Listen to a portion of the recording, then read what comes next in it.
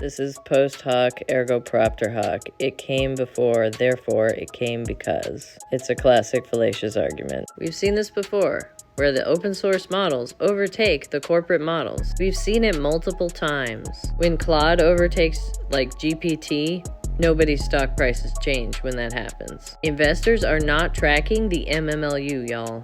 They're not. You're oversubscribing. There's a much simpler explanation, which is that money is going to fund the two largest purchases in tech in a very long time. Like, these are agreements that have been on the books. Investors do not sell positions that large, like at the drop of a hat, because of the MMLU rankings, y'all.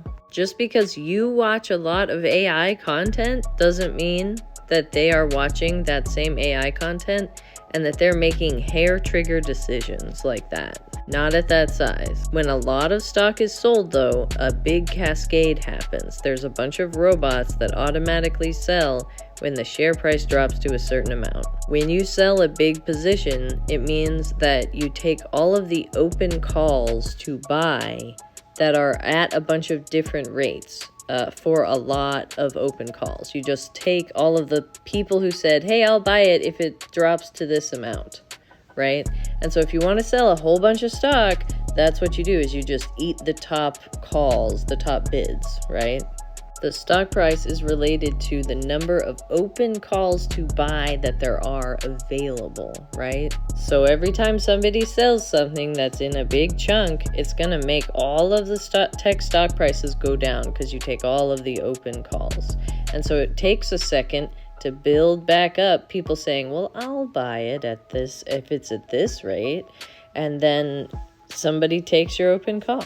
The window of time that they give you when you hit buy or sell is the estimated amount of time before someone will take your call due to the natural fluctuation of the stock price.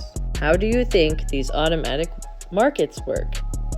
It's literally just the number of open, hey, I'll buy it at this rate, calls that there are that can be satisfied or not satisfied by transactions that are naturally occurring in the market due to people's needs to liquidate or buy in to these positions. A position is where you say, I'll buy it at this rate, and then you hold on to the fact that you bought it at that rate. That's a position.